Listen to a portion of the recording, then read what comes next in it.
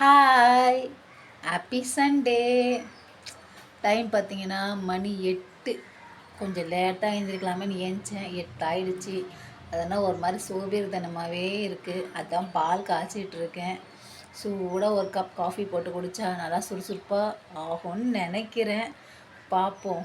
பார்த்துக்கோங்க, என்ன இருந்தாலும் நம்ம ஆஃபீஸ் போகும்போது 5 மணிக்கு 5:30 மணிக்கு ஏந்திச்சி வேலை செய்கிறோம் தெரியுமா?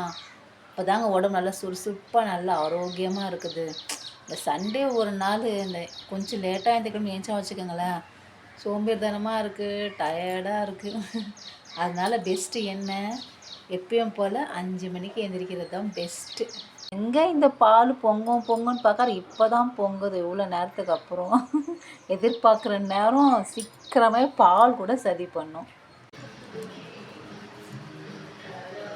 ஒரு வழியாக காஃபியும் குடிச்சு முடிச்சாச்சு. 2 நாளாக தலைக்கு தண்ணி ஊற்றி தலை ரொம்ப காஞ்சி போய் கிடக்கு. சரி, எண்ணெயை தலைக்கு நல்லா வச்சுட்டு நம்ம வேலையை ஸ்டார்ட் பண்ணுவோம். என்ன சொல்கிறீங்க? அப்போ தான் ஒரு திருப்தியாக இருக்கும். நல்லா எண்ணெய் நல்லா மலங்க வச்சுட்டு வேலையை ஸ்டார்ட் பண்ணுவோம்.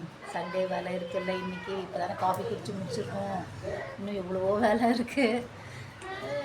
நம்ம எப்பவுமே வீட்டு கோல்டு தாங்க. இதுதான் நம்மளோட சண்டே மார்னிங் பெரும்பாலும் வீட்டில் நடக்கிற கூத்து. இன்னும் இருக்குது, இன்னும் டிஃபன் இருக்குது. என்ன செய்கிறது தெரில. மார்னிங் பிரேக்ஃபாஸ்ட் என்ன செய்கிறது பார்ப்போம். ஏதாவது செய்வோம். அதுதான் தலைக்கு எண்ணெய் வச்சாச்சு. தூக்கி ஒரு கொண்டையை போட்டுட்டு கொஞ்சம் சிங்கில் கொஞ்சம் பாத்திரம் இருக்குது, அதை தேய்ச்சிட்டு குளிச்சுட்டு வந்துட்டு பிரேக்ஃபாஸ்ட்டு செய்யணும். அப்போ என்ன செய்யலான்னு சொல்லிட்டு பாத்திரம் என்ன வான்னு கொடுத்து காஃபி போட்ட பாத்திரம் அதை க்ளீன் பண்ணிவிட்டு குளிச்சுட்டு வரேன். இருக்கிறது அவ்வளோண்டு முடி. அந்த மாவுண்டு முடியில் இவ்வளோ முடி போட்டு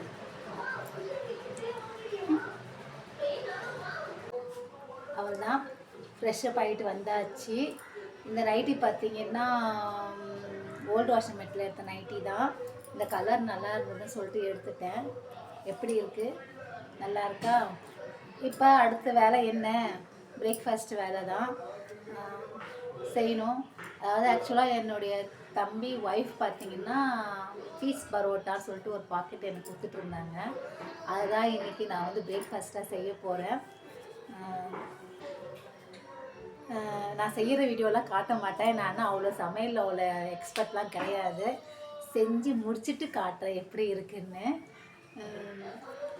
அப்புறம் வேறு என்ன? சரி, நான் பிரேக்ஃபாஸ்ட்டை முடிக்கிறேன். தேஜஸ் வேறு பசிக்குதுன்னு சொல்லலாம். அப்புறம் பார்க்கலாம், செஞ்சு முடிச்சுட்டு பார்க்கலாம் எப்படி இருக்குன்னு.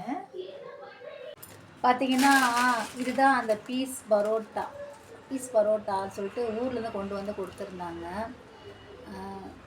எப்படி இருக்குது தெரில. இப்போ தான் நான் செய்ய போகிறேன். அதனால் சமையலில் நம்மளாம் எக்ஸ்பெக்ட் கிடையாது. செஞ்சு முடிச்சுட்டு சாப்பிடும் போது உங்களுக்கு காட்டுறேன். டட்டடைன், ஆவி பறக்க பீஸ் பரோட்டா ரெடி ஆகிடுச்சு. எப்படி இருக்குன்னு தெரியல, சாப்பிட்டு பார்த்தா தான் தெரியும். என் சமையல் சுமார் தான் சொல்லியிருக்கேன். புதுக்கடி நல்லா தான் இருக்கு.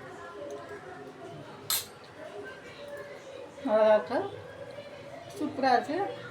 Sunday tiffin piece parotta. Bye, take care, Tata.